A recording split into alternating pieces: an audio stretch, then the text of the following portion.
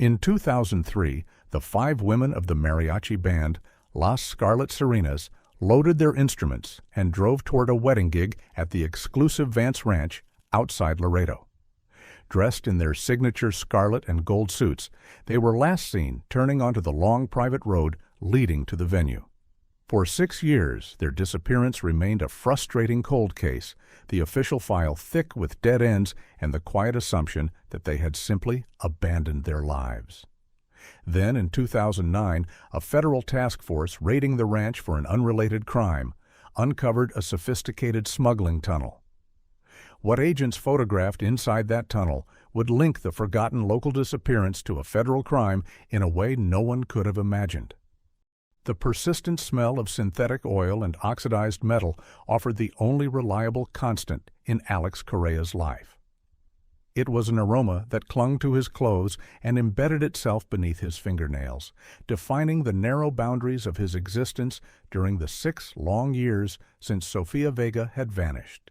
Late in the summer of 2009, the Laredo night bled humidly into the garage, the air hanging heavy and still, punctuated only by the metallic clatter of tools and the low drone of the fluorescent lights. Buried deep in the guts of a '98 Suburban, Alex wrestled with a transmission that refused to cooperate. The complexity of the job provided a welcome distraction, a mechanical puzzle demanding the kind of total focus that could momentarily silence the grief that otherwise roared in his ears. He worked with a methodical rhythm, the monotony serving as a dull anesthetic. This garage, once a shared dream with Sofia, had been repurposed into his solitary refuge. In the corner, perched precariously on a stack of old tires, a small, grainy television flickered. Usually tuned to sports or mere background noise, tonight a local news broadcast interrupted the programming. The anchor's voice, sharp and urgent, sliced through the hum of the shop fan. "Breaking news tonight out of Webb County," the anchor announced, the graphic behind her flashing an aggressive red.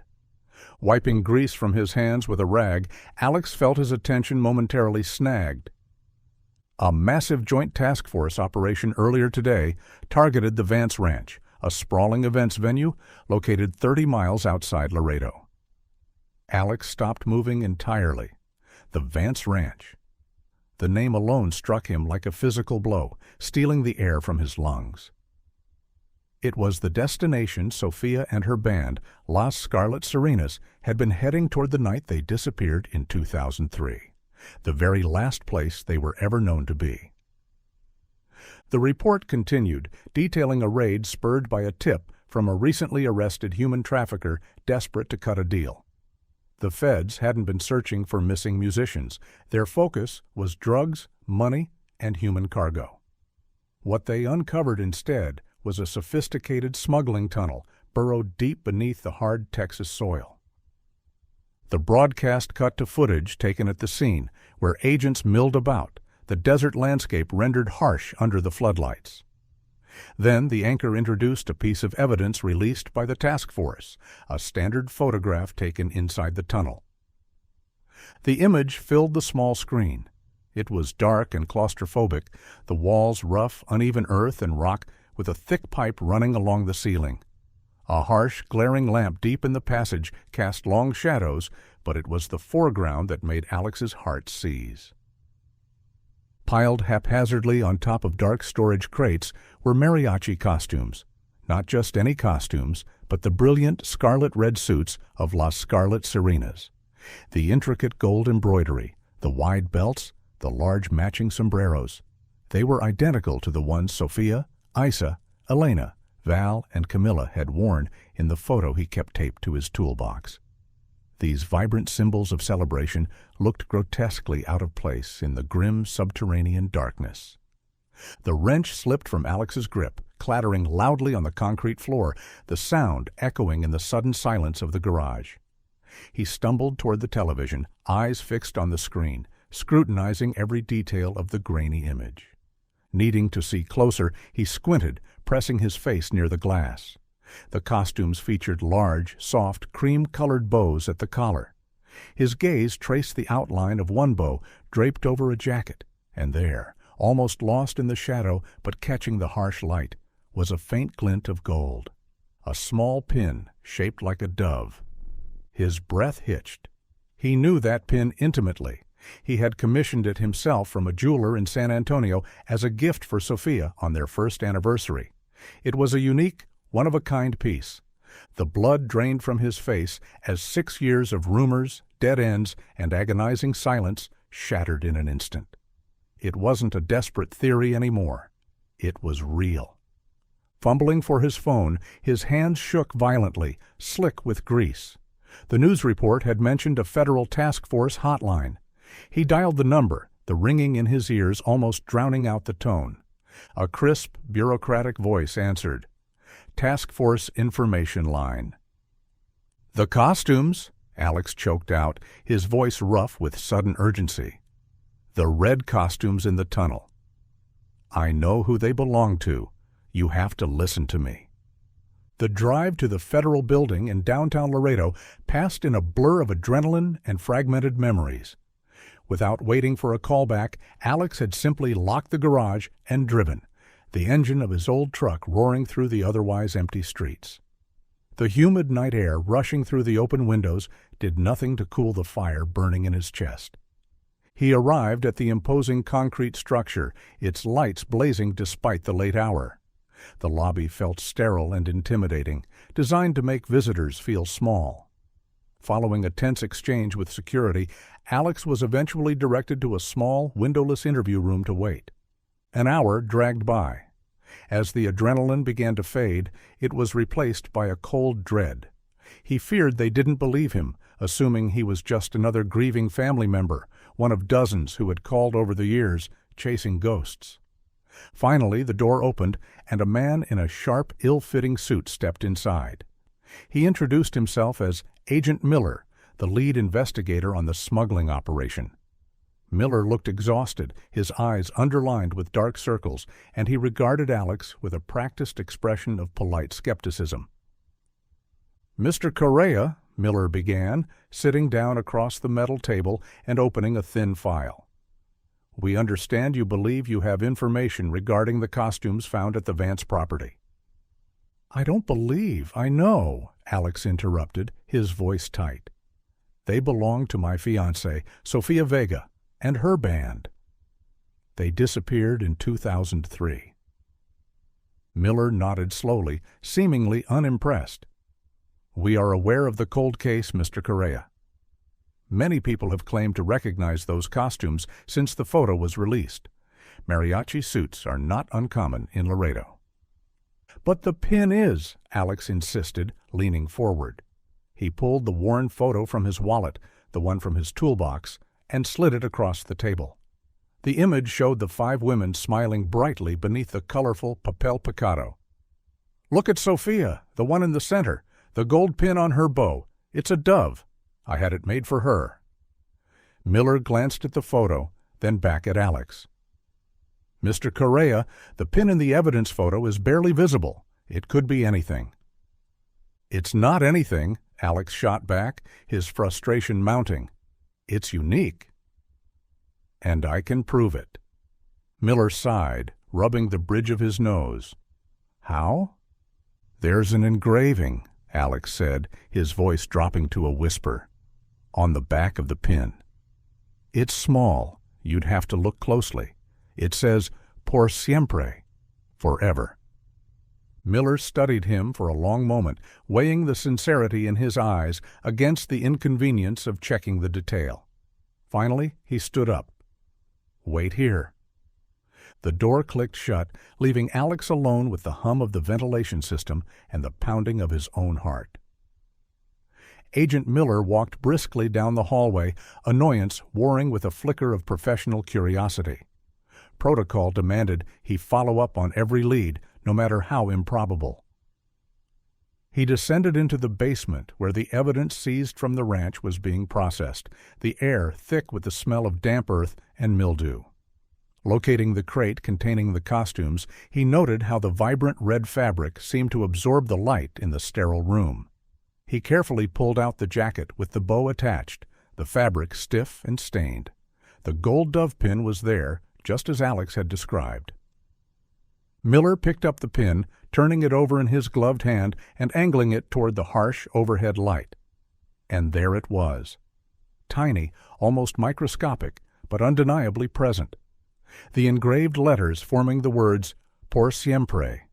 A chill traced its way down Miller's spine. The detail was too specific, too personal to be a coincidence. This wasn't a guess. It was confirmation. He radioed his supervisor, his voice tight. "The Correa lead is credible. We have a positive ID on the costumes. Get him into a formal interview room. We need a full statement." Alex was moved to a larger room, the atmosphere having shifted dramatically. Miller was no longer dismissive. He was focused, intense. For the next 3 hours, Alex recounted the story of the disappearance, the gig at the Vance Ranch, the last phone call, the agonizing years of silence. When he finished, a surge of hope rose in Alex's chest. They finally knew. The connection was undeniable. Now they would act. "So what now?" Alex asked, leaning forward. "You know the costumes were in his tunnel. This proves Vance was involved in their disappearance." Miller leaned back in his chair, his expression shuddering. "Mr. Correa, Marcus Vance is a major player. This tunnel is part of a massive international smuggling operation. That is our priority."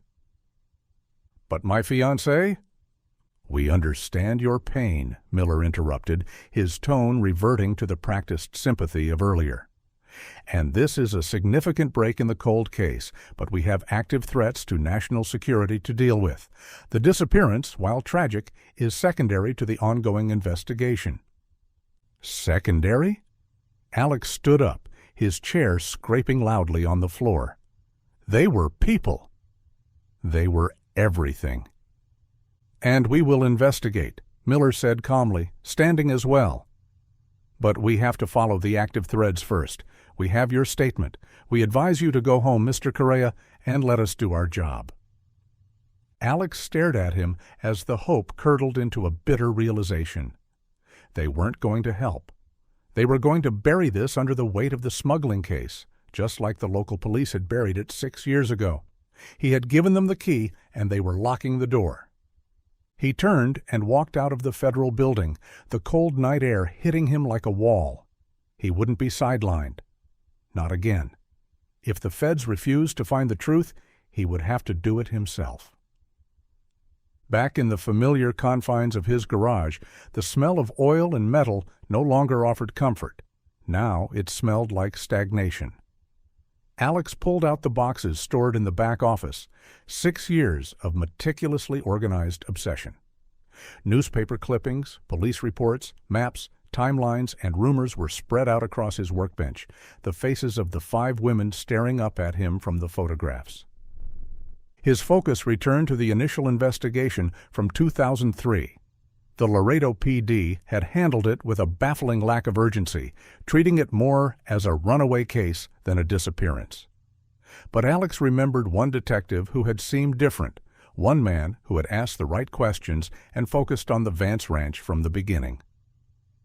Digging through the police reports, he found the name, Detective Ben Carter. Alex recalled Carter visiting him a few days after the disappearance. He had been sharp, focused, and suspicious of the official narrative. But just as quickly as he appeared, Carter was gone, pulled from the case, reassigned, and then, shortly after, gone from the force entirely. Early retirement, the papers had claimed. It took 2 days of searching to track Carter down. He was no longer in Laredo, but living on the Texas coast in a small, forgotten town called Port O'Connor.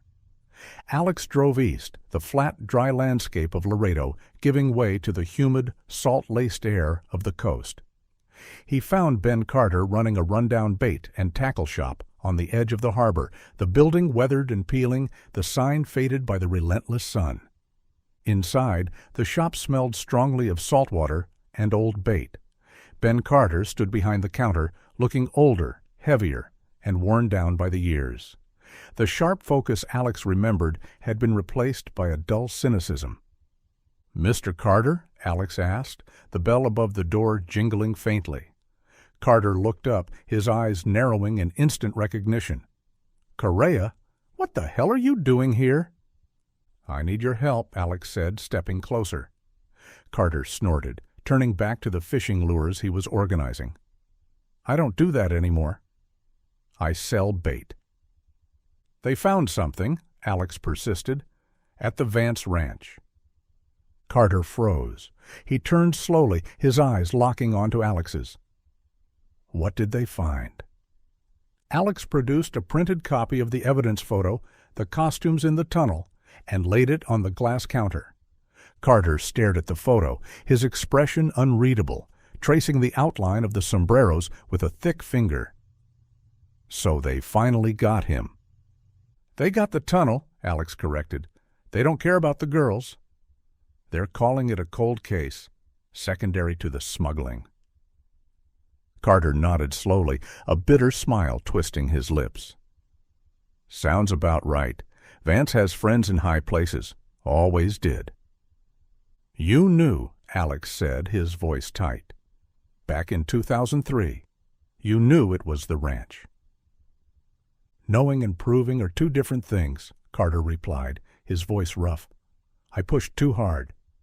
I rattled the wrong cages, and they forced me out. They took my badge, my pension, my life." He gestured around the dilapidated shop. "This is what happens when you go after Marcus Vance." "I'm going after him," Alex said, his voice low and steady, "and I need someone who knows how the game is played." Carter shook his head. "I'm out, Correa. Go home, before he buries you, too." "I can't," Alex said, the desperation bleeding into his voice. "That was my fiancé's pin on that costume. I can't let this go. Not now." Carter looked at the photo again, then at Alex, recognizing the same relentless obsession that had once consumed him. The bitterness in his eyes shifted, replaced by something else, a flicker of the old fire, a chance at redemption. "Vance always thought he was untouchable," Carter muttered, more to himself than to Alex. "Maybe he finally made a mistake." He sighed, the sound heavy and resigned. Walking over to the door, he flipped the sign from "open" to "closed" and locked the deadbolt. "All right, Correa," he said, turning back. "Tell me everything." They drove back to Laredo in Alex's truck, the long stretches of silence punctuated only by the rhythmic thrum of the tires on the asphalt. Ben Carter sat in the passenger seat, staring out the window, the investigative gears in his head turning again after years of disuse. Upon arriving at the garage, Ben spread the case files out on the workbench, scanning the documents with a practiced efficiency. He paused on the initial police report, his finger tracing the timeline of events. "This is where it all went wrong," Ben said, tapping the report. "The timeline. It never made sense." The official report stated that the band was scheduled to perform at the Vance Ranch on Saturday, May 17th, 2003, disappearing sometime before the gig. Consequently, the police had focused their investigation entirely on Saturday, interviewing the wedding guests and staff. They found nothing. "If they disappeared on Friday," Ben continued, his voice low, "then the police interviewed the wrong people. They looked in the wrong places. They missed whatever was happening at the ranch on Friday night." "But why would the report say Saturday?" Alex asked, the confusion evident. "Everyone knew the gig was Saturday." "Did they?" Ben countered, raising an eyebrow. "Or did someone tell them it was Saturday?" The realization hit Alex like a cold wave. The person who provided the timeline, the person who booked the gig. "Javier Salas," Alex whispered, the band's manager. "We need to talk to him," Ben said, his eyes hardening. "We need to know why he gave the police the wrong date." They found Javier Salas managing a small, noisy cantina in the heart of Laredo, where the air was thick with the smell of stale beer and fried food. Music blared from the jukebox as patrons shouted over the noise. Javier was behind the bar, looking harried and stressed. He was older now, his hair thinning, his face etched with worry lines. He hadn't seen Alex in years, and when he looked up and saw him standing there, accompanied by the imposing figure of Ben Carter, his face paled. "Alex?" Javier stammered, wiping his hands on his apron. "What are you doing here?" "We need to talk," Alex said, his voice low. "About the Vance Ranch." Javier flinched. "I can't. I'm working." "We'll wait," Ben said, crossing his arms. They took a seat at a corner table, the noise of the cantina swirling around them. For 3 hours they waited, watching Javier, letting the pressure build. Finally, the last patron stumbled out, and Javier began closing up. Alex and Ben followed him out the back door into the narrow alley behind the cantina. The air was thick with the smell of garbage and decay, the sudden silence after the noise of the cantina jarring. "What do you want?" Javier demanded, turning to face them, his voice shaking. "I told the police everything I know." "You told them the gig was Saturday," Ben said, stepping closer, crowding Javier against the brick wall. "Was it?"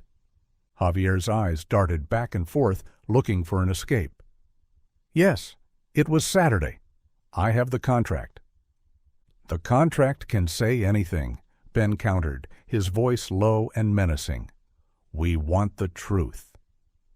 "It is the truth," Javier insisted, his voice rising hysterically. "No, it's not," Alex interrupted, his voice raw with emotion. "Sophia called me Friday afternoon. She said they were heading to the ranch. They were excited. They were supposed to be back that night." "They must have gone somewhere else," Javier stammered, sweat beading on his forehead. "They didn't," Alex said, stepping closer. "They went to the ranch, and they never came back." "Why did you lie, Javier? Why did you tell the police it was Saturday?" Javier stared at him, his eyes filled with terror. He looked from Ben back to Alex, seeming to crumble as the years of guilt and fear finally broke through the surface. "I didn't have a choice," he whispered, his voice trembling. "He made me do it." The confession spilled out of Javier Salas in a torrent of fragmented sentences and choked sobs. He leaned against the grime-streaked wall of the alley, the flickering streetlight casting long shadows over his trembling face. "It was a mistake," he whispered, the words barely audible. "My mistake." "What mistake?" Ben pressed, his voice unrelenting. "The booking," Javier confessed, burying his face in his hands. "The wedding was Saturday. But I wrote it down wrong in the calendar. I told the girls the gig was Friday. A rehearsal dinner, I said." Alex felt a wave of nausea wash over him. A simple scheduling error, a clerical mistake. That was the catalyst for everything. "They arrived Friday evening," Javier continued, his voice trembling. "They called me when they got there, confused. They said the place looked empty, that there was no wedding." "What did you tell them?" Alex demanded, his hands clenched into fists at his sides. "I told them to wait," Javier choked out, "that I would figure it out. I tried calling the ranch, but no one answered. I started panicking when I realized my mistake." He paused, taking a shaky breath. "I was going to call the police. I swear I was, but then he came." "Who?" Ben asked, his eyes narrowing.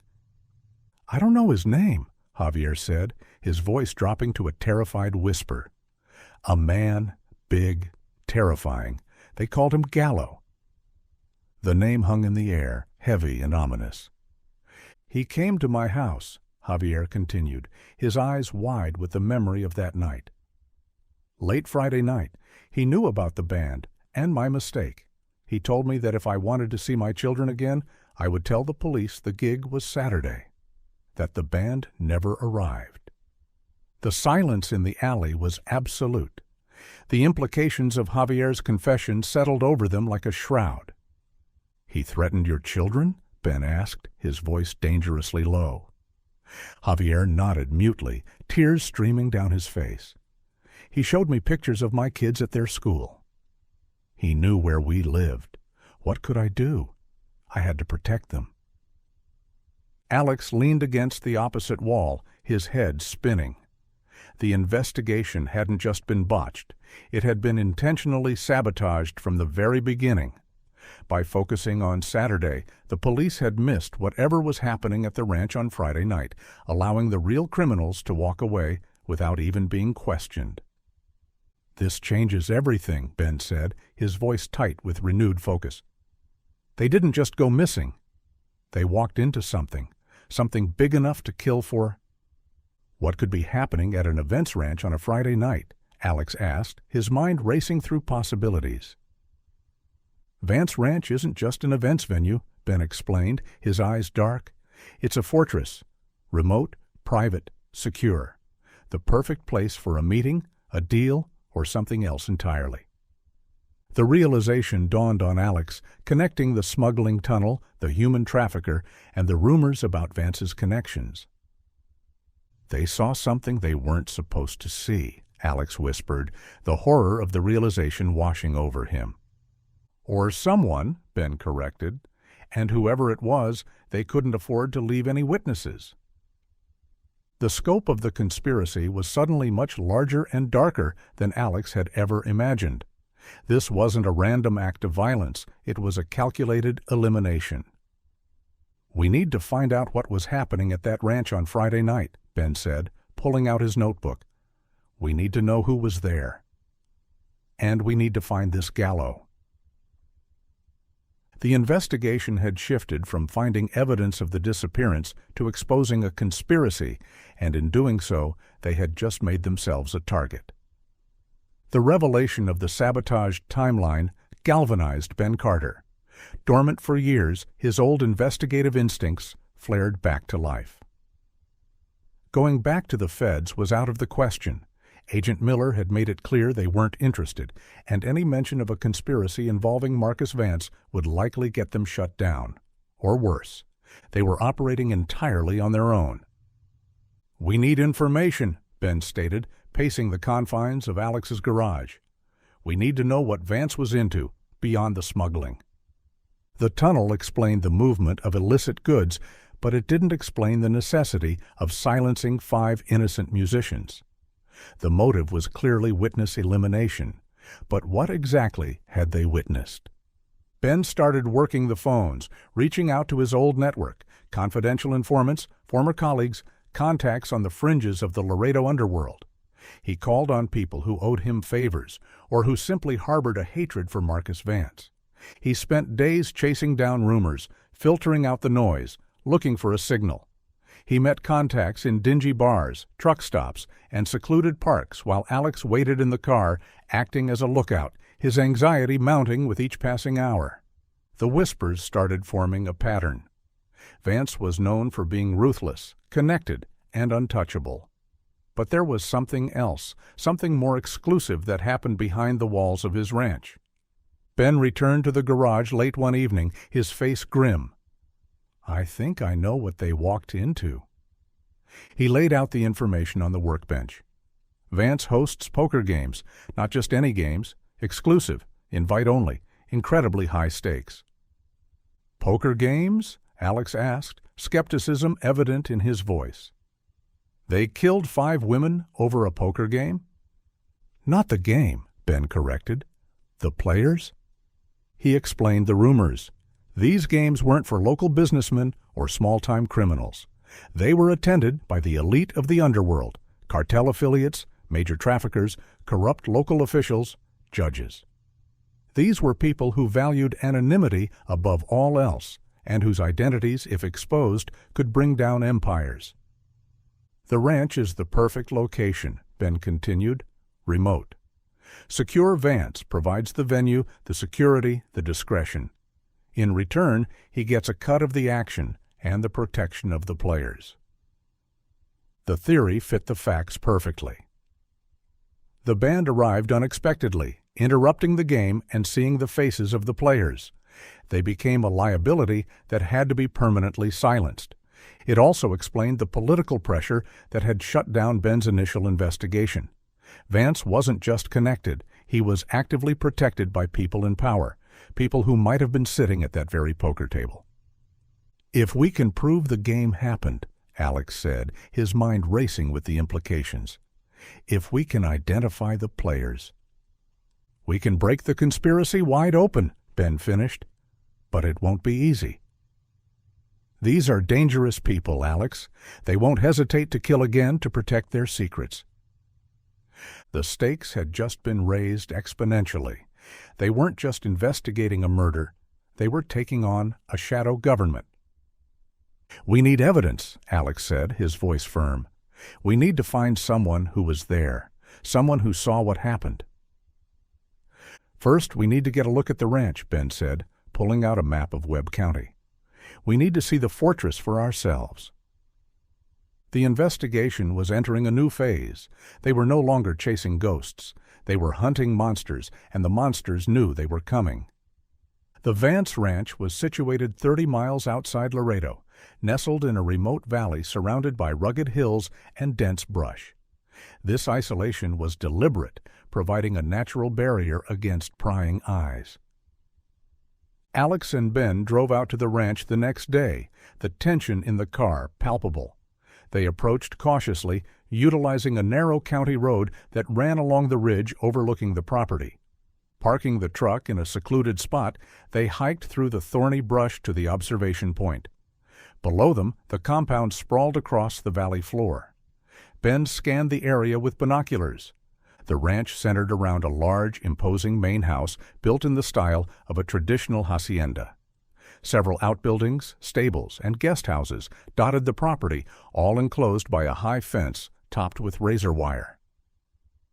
Despite the recent federal raid, which had focused on the tunnel entrance near the property line, the main compound remained heavily guarded. Alex watched armed men patrolling the perimeter in unmarked SUVs, their movements precise and professional. This was Vance's private security. "They're locked down tight," Ben muttered, lowering the binoculars. "The feds might have found the tunnel, but they didn't shut down the operation." He pointed to a man standing near the main gate, supervising the security detail. He was tall, broad-shouldered, and moved with a predatory grace. "That's him," Ben said, his voice low. "Gallo." Alex focused on the man, the realization sending a chill down his spine. This was the man who had threatened Javier's children, the man who likely carried out the execution of Sophia and the others. For hours they watched the compound, mapping the patrol routes, the camera locations, and the shift changes, searching for a weakness, a blind spot, a way in. "It's impenetrable," Alex finally said, frustration mounting. "We can't get in there." "Not without an invitation," Ben agreed, his face grim. "And we're certainly not going to get one." They hiked back to the truck as the sun began to set, casting long shadows over the landscape. As they pulled back onto the county road, a dark, unmarked SUV suddenly appeared in the rearview mirror. It accelerated rapidly, closing the distance between them. Alex felt a surge of adrenaline. "We've been spotted," he said, his voice tight. The SUV pulled up alongside them, forcing Alex to slow down. The tinted window rolled down, revealing the face of the man they had just been watching. Gallo. He looked at them with cold, dead eyes. His expression was calm, almost bored, but the menace radiating from him was palpable. "You boys lost?" Gallo asked, his voice smooth, almost polite. "Just admiring the view," Ben replied, his tone equally casual. "The view is private property," Gallo said, his eyes drifting to Alex. "Curiosity can be unhealthy in this part of Texas." The threat was veiled, but the message was clear. Vance knew they were looking. He knew who they were. "We'll keep that in mind," Ben said, his hand gripping the door handle. Gallo smiled, a thin, cruel slash across his face. "See that you do." He rolled up the window and the SUV accelerated away, disappearing down the road in a cloud of dust. Alex and Ben sat in silence for a long moment, the dust settling around them. "They know," Alex said, his voice shaking slightly. "They know," Ben confirmed, his face grim, "which means we're running out of time." They couldn't find the evidence themselves. The ranch was too secure. They needed a witness, someone from the inside who had been there that night, and they needed to find them before Gallo did.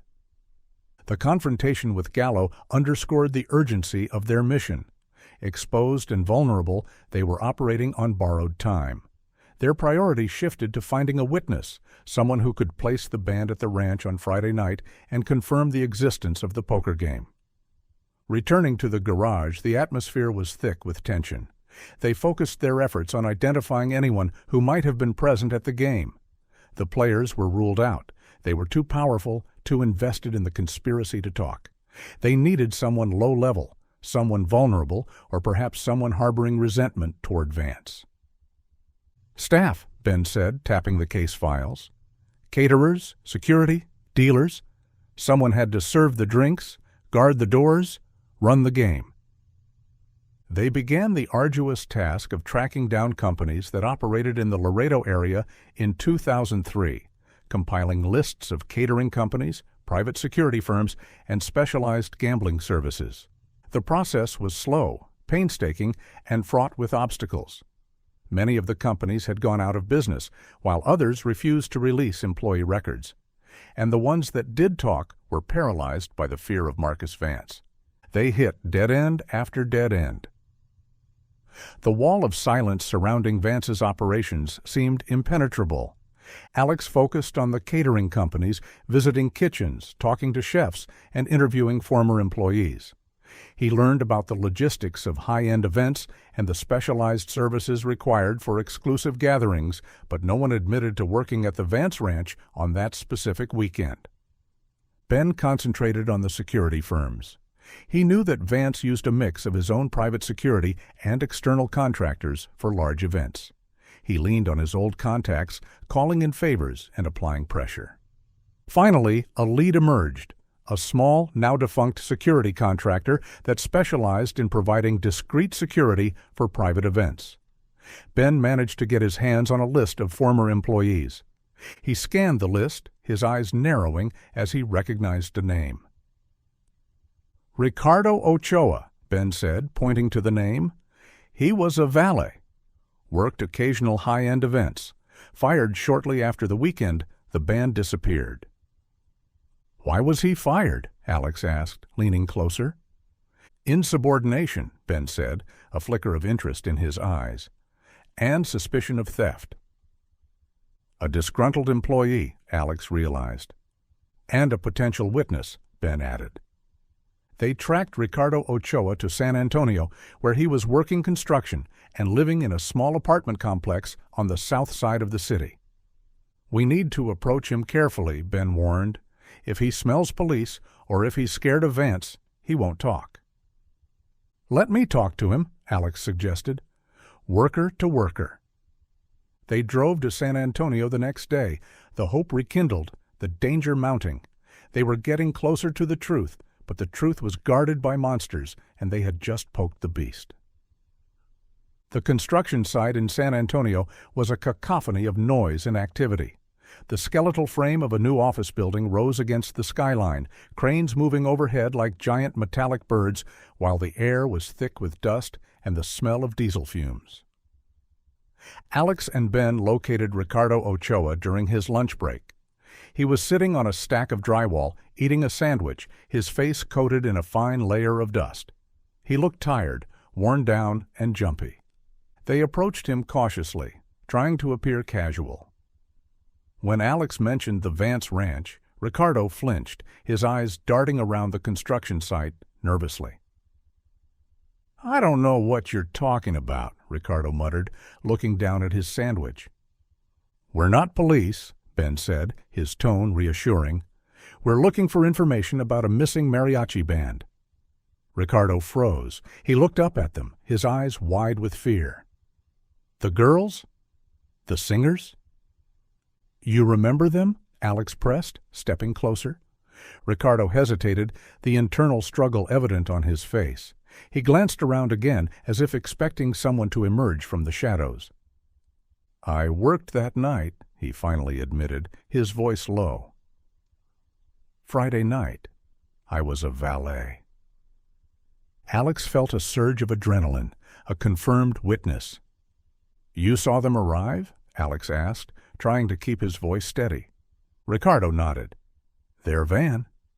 They looked confused.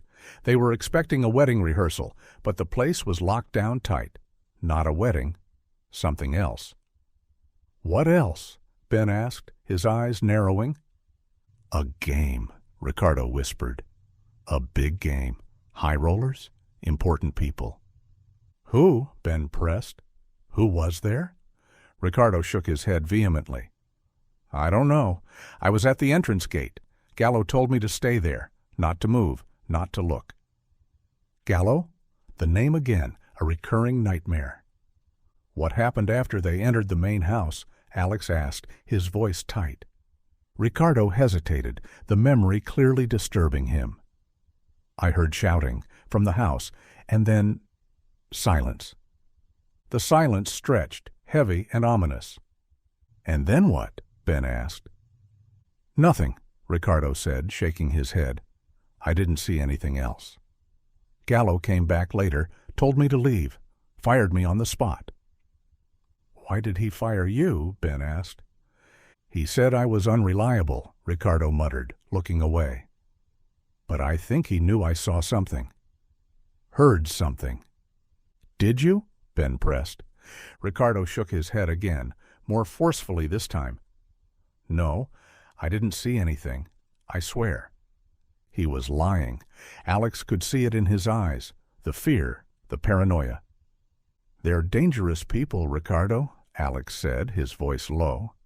"They killed those girls, and they'll kill again to protect their secrets." "I can't help you," Ricardo insisted, standing up, his lunch forgotten. "I have a family. I can't get involved." He walked away quickly, disappearing into the chaos of the construction site. Alex and Ben watched him go, frustration mounting. "He knows more," Alex said, his hands clenched into fists. "He's just too scared to talk." "He has reason to be," Ben said, his eyes scanning the perimeter of the construction site. "Vance doesn't leave loose ends." As they walked back to the truck, Alex noticed something that made his blood run cold.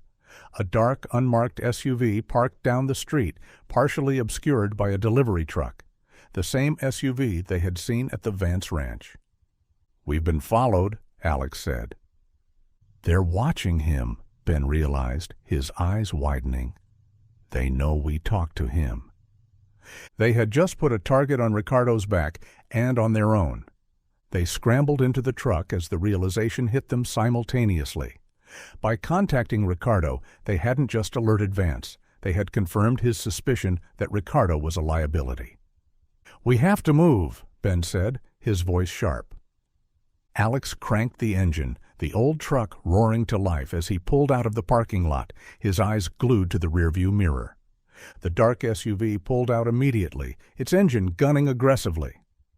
"They're not even trying to hide it," Alex muttered, his knuckles white on the steering wheel. The SUV accelerated, rapidly closing the distance before swerving into the oncoming lane, attempting to pull alongside them. "They're trying to run us off the road," Ben said, bracing himself against the dashboard. The SUV slammed into the side of the truck, the impact sending a jolt through the cabin as the sound of tearing metal screeched through the air. A surge of adrenaline sharpened Alex's focus. The mechanic in him took over, analyzing the physics of the collision with cold precision. The truck was heavier and more durable than the SUV, but slower, less maneuverable. He needed to use the environment to his advantage. They were in the industrial district of San Antonio, the streets lined with warehouses and factories. The traffic was light, but the roads were narrow and congested with delivery trucks. The SUV rammed them again, harder this time, attempting to force the truck into a concrete barrier. While Alex fought the wheel, struggling to maintain control, he spotted an opening, a narrow alley between two warehouses. He jerked the wheel, sending the truck screeching into the alley, the side mirrors scraping against the brick walls. The SUV followed, its engine roaring in the confined space. The alley was a claustrophobic tunnel, barely wide enough for the vehicles. Alex pushed the truck faster, the engine screaming in protest. Ahead, a pile of wooden pallets blocked the alley. He didn't slow down. He rammed the pallets, the wood splintering and flying through the air. The SUV slowed down momentarily to navigate the debris, allowing Alex to gain some distance. He exited the alley, tires screeching as he turned onto a wider street, the SUV right behind him. He saw another opportunity, an active loading bay in a large warehouse, the bay door open and a delivery truck parked inside.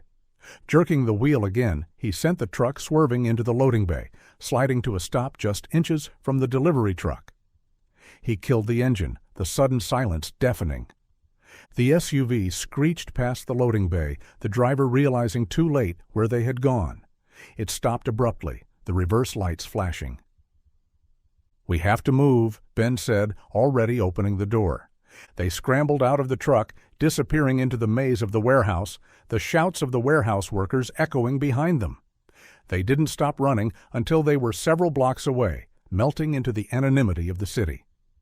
Finding a secluded spot in a small park, their breath came in ragged gasps. The reality of the situation crashed down on them. The threat was no longer veiled. It was immediate, physical, and deadly. "They won't stop," Alex said, his voice shaking slightly. "They'll keep coming." "We have to disappear," Ben said, his face grim. They found a cheap motel on the outskirts of the city and ditched Alex's truck, knowing it was compromised. They purchased a used vehicle with cash, an unremarkable sedan that wouldn't attract attention, and switched to burner phones, severing all ties to their previous lives. They had gone off-grid, now fugitives hunted by a ruthless organization that operated in the shadows. The investigation had become a war, and while they had just lost the first battle, they were still alive. And they still had a mission: find the truth before the truth found them. The attack had shaken them, but it hadn't broken them. It had only reinforced the stakes. They were dealing with people who killed without hesitation, who operated with impunity. Retreating to the anonymity of the motel room, they drew the curtains tight, the silence heavy with the weight of their situation. "We need more from Ricardo," Ben said, pacing the small room. "He's the only witness we have." "He's too scared to talk," Alex argued. "And he's being watched. If we contact him again, we'll get him killed." "He's already dead," Ben countered, his voice cold. "Vance won't let him live, not now that he knows we talked to him. Our only chance to protect him is to expose the conspiracy, and to do that, we need his testimony." The logic was brutal but undeniable. They returned to Ricardo's apartment complex late that night, approaching cautiously and scanning the area for any signs of surveillance. The dark SUV was gone, but that didn't mean they weren't being watched. Bypassing the front entrance, they scaled the fence in the back, moving through the shadows until they reached Ricardo's ground-floor apartment. They knocked on the door, the sound loud in the stillness of the night. Ricardo opened the door, his eyes wide with terror. He tried to slam it shut, but Ben blocked it with his foot. "We need to talk," Ben said, pushing his way inside. "You have to leave," Ricardo pleaded, his voice trembling. "They're watching me." "They know you were here." "We know," Ben said, his tone urgent. "We were attacked after we left the construction site." Ricardo's face paled. "They tried to kill you?" "They tried," Alex said, his voice grim, "and they won't stop until they succeed. And they won't stop until they silence you too." The realization hit Ricardo hard. He sank onto the worn sofa, his hands shaking. "You're in danger, Ricardo," Ben said, kneeling in front of him, "whether you talk or not. Vance is cleaning up loose ends. The federal raid spooked him. He's tying up any liabilities, and you are a liability." "What can I do?" Ricardo whispered, tears welling in his eyes. "Tell us what you saw," Ben urged. "Help us expose them. It's the only way out." Ricardo hesitated, the internal struggle evident. The fear of Vance was paralyzing, but the fear of death was immediate. He broke. The confession spilled out of him, the details clearer this time, more specific. He confirmed the atmosphere at the ranch that night, tense and secretive, and the arrival of several high-profile individuals. "Names," Ben pressed. "We need names." Ricardo provided them: a known cartel lawyer, a prominent local official, a judge. The names hit like bombshells, confirming their suspicion of a high-level conspiracy. "What about the staff?" Ben asked. "Who else was inside the house?" Ricardo hesitated, his eyes darting to the window. "There was one person," he admitted, his voice low. "A dealer. A croupier." "A man?" Ben asked. "A woman," Ricardo corrected. "Lena Petrova." The name hung in the air. "She specialized in these secret games," Ricardo continued. "She was brought in from out of town. I heard she vanished shortly after that night." "Vanished?" Alex asked, his heart pounding. "Dead?" "No," Ricardo said. "Disappeared. Off the grid. Rumor was she got spooked. Ran? A surviving witness, someone who was inside the room and saw what happened." "Where is she?" Ben demanded. "I don't know," Ricardo said, shaking his head. "No one knows. She's a ghost." They had a name: Lena Petrova, the key to everything. Leaving Ricardo's apartment, they melted back into the shadows. They had the information they needed. Now they just had to find a ghost, and they had to find her before Vance did. Lena Petrova. The name became their singular focus. She was the witness who could confirm the events of that night, identify the players, and break the conspiracy wide open. But finding her was proving to be nearly impossible. She had vanished without a trace, leaving behind no digital footprint, no paper trail. A true ghost. Ben started working his contacts in the underground gambling circles, drawing on his knowledge of the world of high-stakes poker, the secretive network of dealers and players who operated outside the law. The trail was cold, but Ben was relentless, chasing down rumors and following whispers, looking for any sign of Lena Petrova. He finally found a lead, a connection to an alias Lena had used in the past, an alias linked to a secretive, illegal casino operation deep in rural Louisiana. The casino was located deep in the bayou, accessible only by a narrow, winding road. It was heavily guarded, catering to a clientele that valued discretion above all else. Alex and Ben traveled to Louisiana, the landscape shifting from the dry heat of Texas to the humid, oppressive atmosphere of the bayou, where the air was thick with the smell of decay and stagnant water. They found the casino housed in a large, imposing building that looked like an old plantation house surrounded by moss-draped oak trees. The parking lot was filled with high-end European cars. "This is it," Ben said, scanning the perimeter. "Heavily guarded, invite only. We can't just walk in." They needed a way inside, a way to get close to Lena. Observing the operations from a distance, Alex noticed the clientele, the staff, the logistics.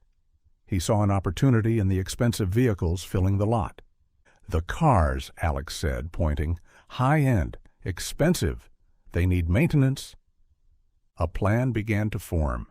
He would pose as a mechanic specializing in European cars, offering his services to the casino's clientele. It was a long shot, but it was the only way in. Creating a fake identity, a backstory, and a business card, he approached the casino the next day, his heart pounding in his chest. He managed to talk his way past the security at the gate, convincing them that he had been called in to fix a client's car. He entered the casino grounds, the atmosphere inside a stark contrast to the decaying exterior. The interior was opulent and luxurious, designed to make the clients feel comfortable and secure, the air thick with the smell of expensive cigars and perfume. Alex worked in the parking lot, fixing a minor issue with a client's Mercedes, using the opportunity to observe the staff movements, the security protocols, and the layout of the casino. He saw her, Lena Petrova. Working at a poker table in the main hall, she looked older, harder, her face etched with stress. Though she was living under a new identity, Alex recognized her from a photo Ben had managed to dig up. She was heavily monitored by the casino management, her movements tracked, her interactions observed. She seemed trapped, a prisoner in a gilded cage. Alex reported back to Ben. They had found her, now they needed to extract her. They formulated a plan to create a diversion during a busy shift change, isolating Lena briefly outside the casino floor. It was risky, dangerous, but they had no other choice. They prepared for the operation, the tension mounting. Deep in enemy territory and surrounded by danger, if they failed, they would disappear, just like the Mariachi band. The night of the operation arrived. The air was thick with anticipation, the silence of the bayou pressing in on them. The time had come. The casino buzzed with activity. The high rollers focused on the games, while the staff catered to their every need. The atmosphere was thick with the tension of high stakes. Positioning themselves near the staff exit, Alex and Ben waited for the shift change. The timing had to be perfect. As the staff started filtering out, replaced by the new shift, Lena Petrova was among them. They initiated the diversion. Alex triggered the alarm of one of the cars in the parking lot, the sound piercing the stillness of the night. Security guards reacted immediately, converging on the source of the noise. Ben used the opportunity to intercept Lena as she exited the building, grabbing her arm and pulling her into the shadows. "Lena Petrova," Ben said, his voice low and urgent. Lena froze, her eyes wide with terror. She tried to pull away, but Ben held her tight. "We're not here to hurt you," Ben assured her. "We're here to help you." Alex joined them, his presence reinforcing the urgency of the situation. "We know who you are," Alex said, pulling out the photo of the Mariachi band. "We know what happened at the Vance Ranch." Lena stared at the photo, her face paling. She recognized them instantly as the memory of that night, buried for years, resurfaced. "I don't know what you're talking about," she stammered, her voice trembling. "Yes, you do," Ben pressed. "You were there. You saw what happened." Lena hesitated, the internal struggle evident. She was trapped, caught between the fear of Vance and the hope of escape. "They'll kill me," she whispered. "They'll kill you anyway," Ben countered. "Vance is cleaning up loose ends. We're your only way out." The logic was undeniable. The fear of death was immediate. She broke. The confession spilled out of her, the details confirming their darkest fears. The band had interrupted the high-stakes poker game. Marcus Vance was furious. The players were exposed. "They couldn't let them leave," Lena whispered, tears streaming down her face. They saw their faces. Gallo took them away. "They killed them," Alex choked out, the finality of the words hitting him like a physical blow. Sophia. Dead. But then Lena revealed something else, something that changed everything. "Not all of them," she whispered, her voice trembling. Alex froze. "What?" "They didn't kill all of them," Lena repeated, her eyes wide with horror. "Vance, he saw an opportunity, a business opportunity." "What are you talking about?" Ben demanded, his eyes narrowing. "He ordered Gallo to execute 4 of them," Lena explained, her voice shaking. "But the 5th one, the trumpet player?" "Camila Mendoza. He sold her." The revelation hit Alex like a shockwave. Camila, alive. Sold her? To whom? Why her? Alex demanded, the horror of the realization washing over him. "One of the players," Lena whispered. "A trafficker, a monster. They called him El Alacran, the Scorpion, a notorious human trafficker known for his brutality and his extensive network in West Texas." "Why, Camilla?" Ben pressed, his voice sharp. "It was arbitrary." "Cold," Lena said, shuddering at the memory. El Alacran was at the game. When the girls were dragged in, the chaos, he looked them over like livestock. He told Vance he had a high-paying client waiting in Houston who needed a girl fitting a very specific profile. He pointed at the trumpet player. She matched the description. Vance didn't hesitate. It wasn't personal. It was a transaction. A way for Vance to turn a liability into profit and strengthen his ties with El Alacran. Alex felt a wave of nausea. Sophia was gone. But Camila was alive.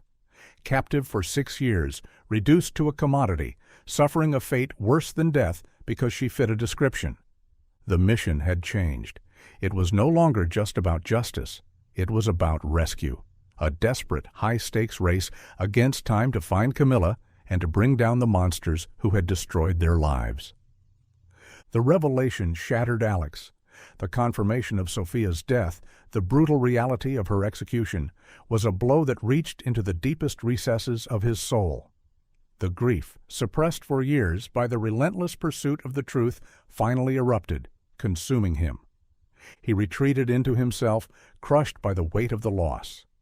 Ben watched him, silent, understanding the depth of his pain. But the knowledge that Camila might still be alive, captive for 6 years in the clutches of a monster simply because of a cold business transaction, galvanized him. The grief transformed into a cold, burning rage, and the mission transformed from a quest for justice to an urgent rescue operation. "We have to find her," Alex said, his voice raw, his eyes burning with renewed purpose. "We will," Ben promised, his tone grim. "But it won't be easy. El Alacran is a ghost. He operates in the shadows, protected by a network of corruption and fear." They needed to identify El Alacran and locate his base of operations, and they needed to do it fast. Ben realized they might have an unlikely source of information, the human trafficker currently in federal custody, the one whose tip had led to the discovery of the tunnel at the Vance Ranch. "He operates in the same region," Ben explained. "He must know El Alacran. Competitors or allies, either way, he'll have information." Accessing a high-value federal informant was nearly impossible, requiring navigation of a labyrinth of bureaucracy, protocols, and security measures. But it was their only lead.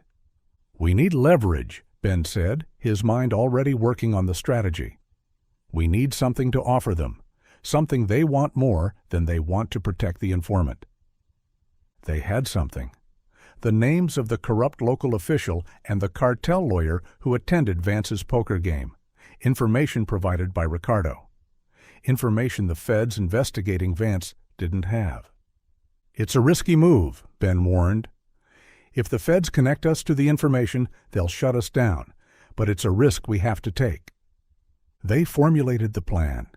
Ben would use his old contacts and his knowledge of the system to broker a deal.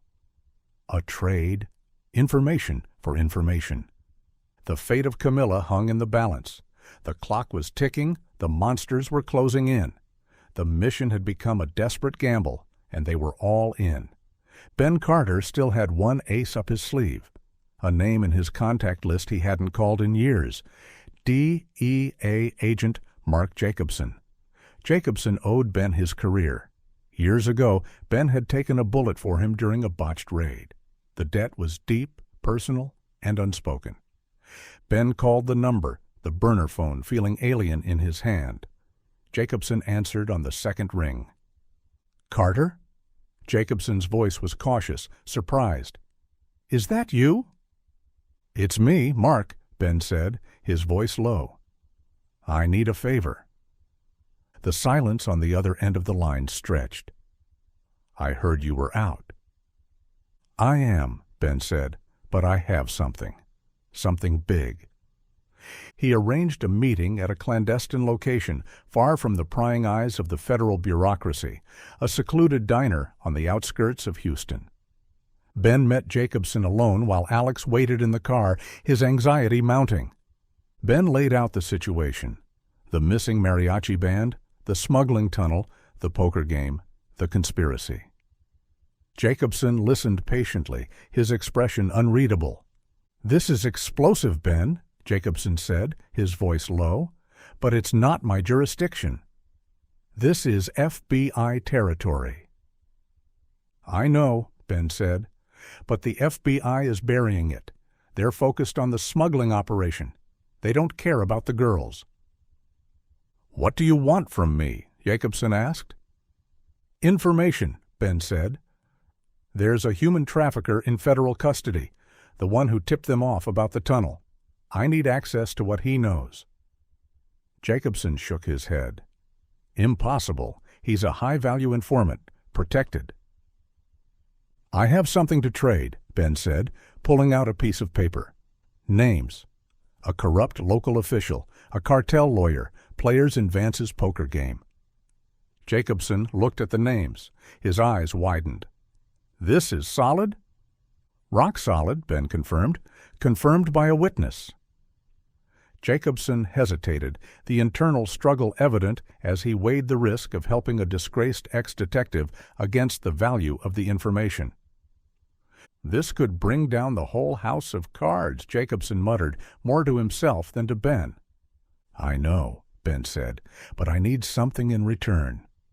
El Alacran, his real name, his base of operations." Jacobson looked at Ben, the unspoken debt hanging in the air between them. He made the decision. "I can't get you access to the informant, but I can get you the information you need." He made a phone call, a coded conversation, brief and cryptic. He hung up, his face grim. "Hector Salazar," Jacobson said, writing down the information on a napkin. "El Alacran. He operates a compound in West Texas, remote, heavily fortified, a staging ground for his trafficking ring." He slid the napkin across the table. "We were never here," Jacobson said, standing up. "Thank you, Mark," Ben said, pocketing the napkin. "Be careful, Ben," Jacobson warned. "These are dangerous people. They won't hesitate to kill you." "I know," Ben said, "but I have a job to do." He returned to the car, the napkin clutched in his hand. They had the name and the location. The rescue mission was on. West Texas unfolded before them as a vast, desolate landscape of rugged mountains, arid plains, and endless sky. The isolation was oppressive, the silence absolute. It was the perfect place to hide a fortress. Alex and Ben drove west, the unremarkable sedan eating up the miles of empty highway. The tension in the car was palpable, the anticipation mounting with each passing mile until they reached the location indicated by Jacobson, a remote area near the Mexican border, far from any civilization. They found the compound nestled in a narrow canyon, surrounded by steep cliffs, the natural barriers reinforcing the man-made defenses. Parking the car in a secluded spot, they hiked through the rugged terrain to an observation point on the ridge overlooking the compound. Ben scanned the area with binoculars. The compound was large and sprawling, surrounded by a high fence topped with razor wire. Armed guards, sicarios, patrolled the perimeter, their movements precise and militaristic. Sophisticated surveillance systems covered every angle of approach: motion sensors, infrared cameras, floodlights. "It's a fortress," Ben muttered, lowering the binoculars. "A direct assault would be suicide."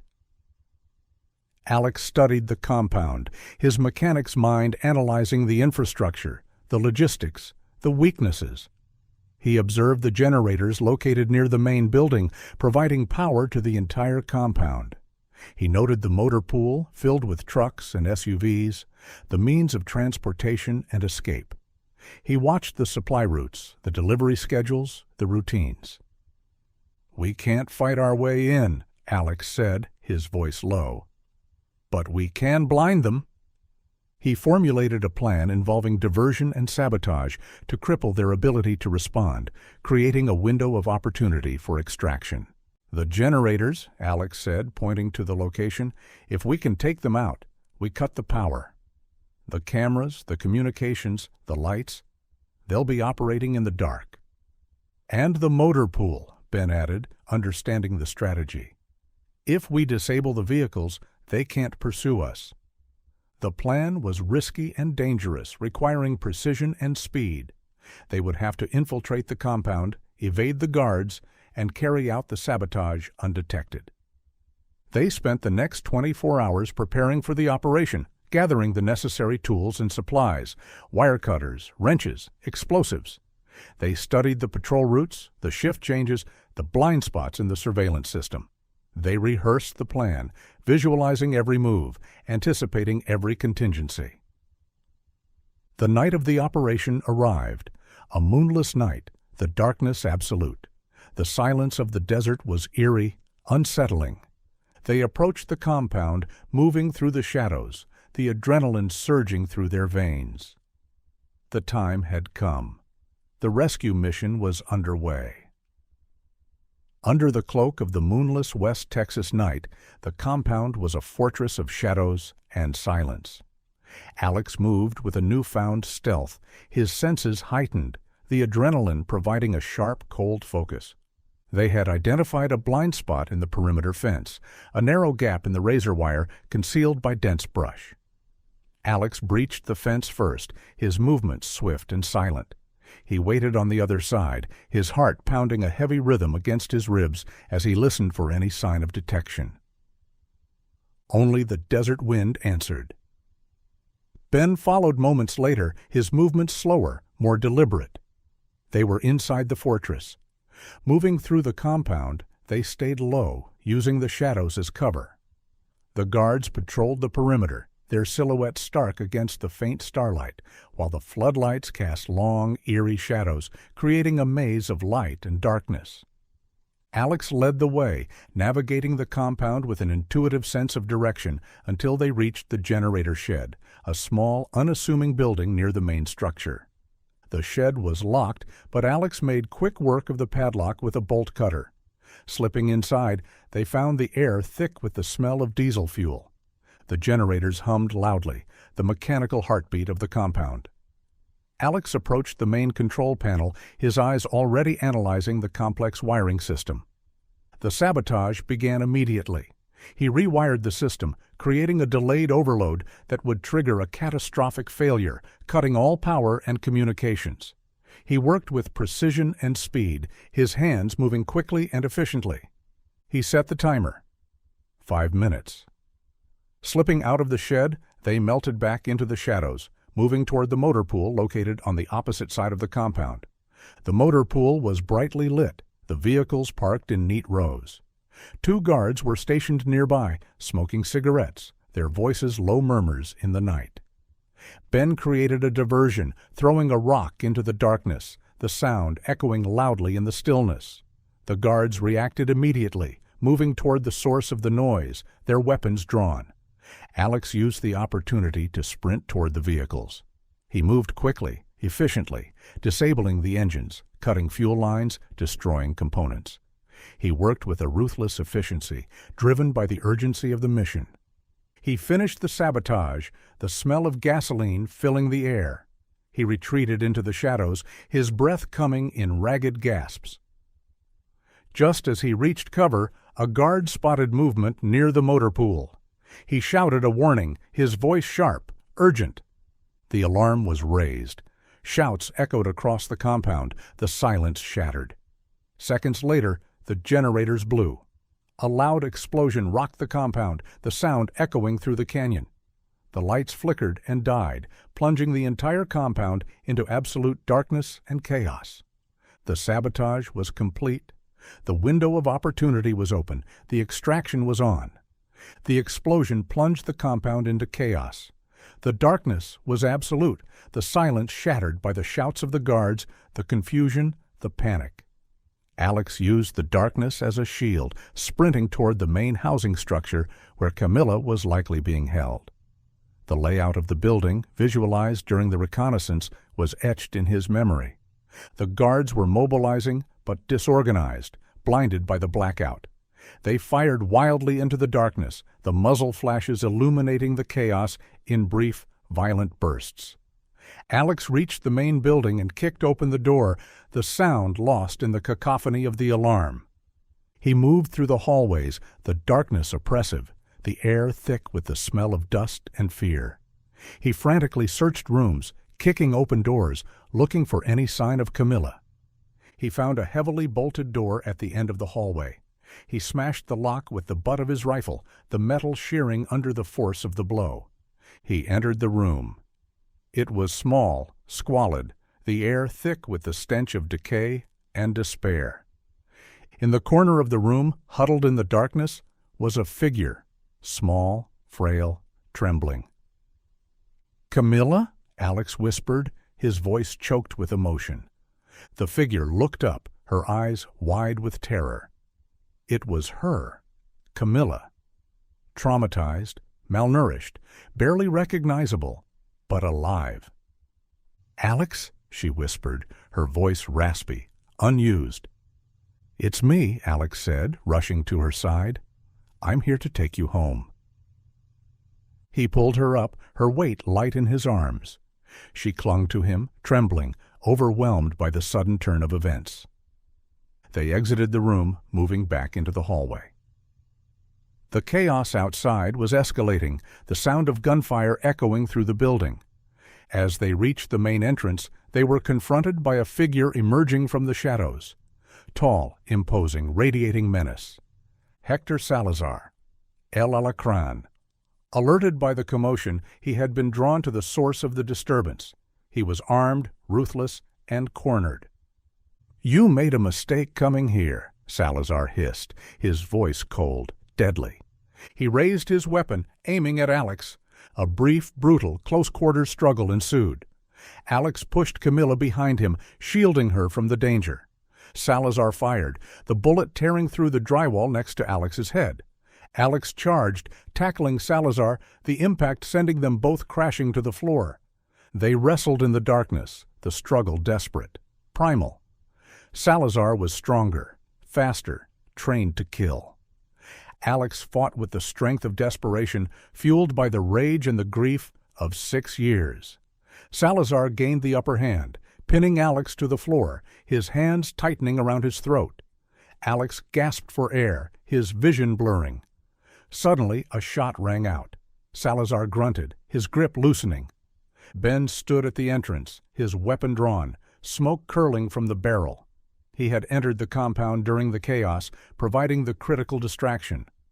Alex used the opportunity to overpower Salazar, knocking him unconscious with a brutal blow to the head.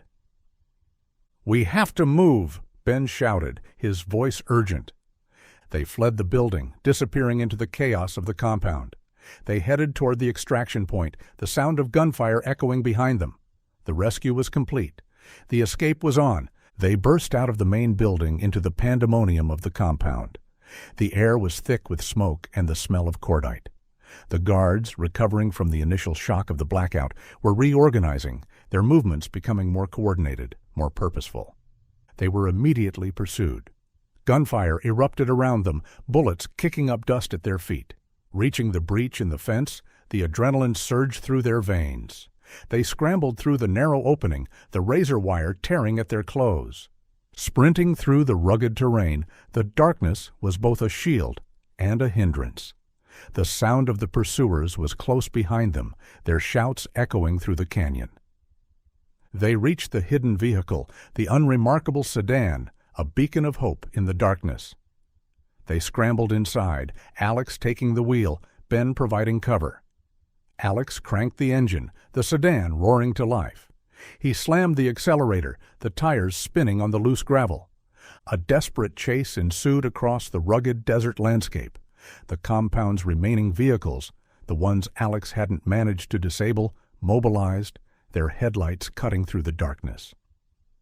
Alex pushed the sedan to its limits, the engine screaming in protest.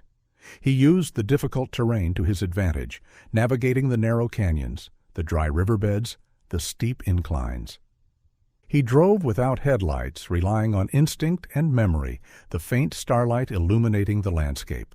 The pursuers were relentless, their vehicles better suited for the rough terrain.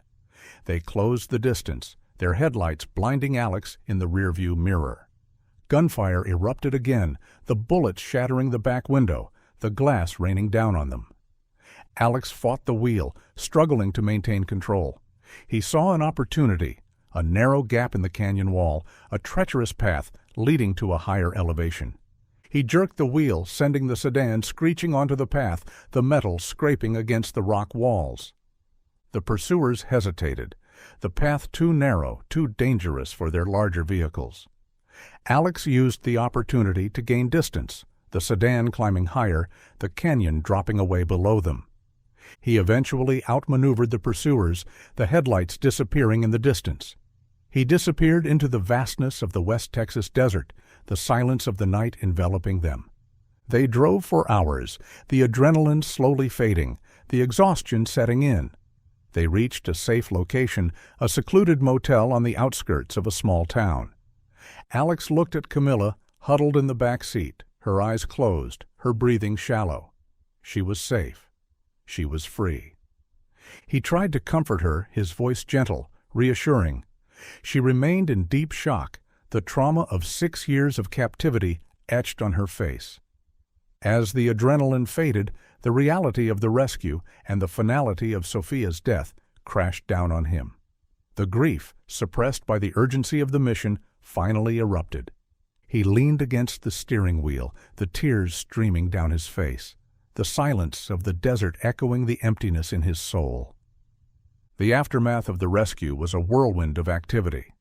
Ben contacted his DEA ally, Mark Jacobson, informing him of the situation. Jacobson mobilized a team, taking Camilla into protective custody. They delivered her to a specialized trauma center, ensuring her safety and anonymity, where the doctors began the long, arduous process of treating her physical and psychological wounds. Alex waited in the hospital, the sterile environment a stark contrast to the chaos of the compound. He watched over Camilla, a silent guardian, the guilt and the grief warring within him. Camilla slowly began to process her rescue, the reality of her freedom sinking in. She started talking, the fragmented memories spilling out of her, the horror of the past 6 years unfolding. She confirmed the details of that night, the poker game, the interruption, the execution, and the cold transaction that saved her life because she fit a profile. She also provided the crucial piece of information they needed, the location where Sophia and the others were disposed of, a remote section of the Vance property far from the main compound. The truth, buried for years, was finally unearthed. Alex handed over all his meticulous files, the culmination of 6 years of obsession, to Ben. The details of the poker game attendees, the recorded confession from Lena Petrova, the testimony of Ricardo Ochoa. He trusted Ben to ensure justice was served. His part was done. He traveled back to Laredo. The familiar landscape, once a source of comfort, now felt alien, distant.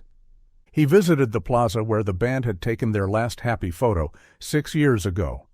The colorful papel picado still hung above, the vibrant colors faded by the sun.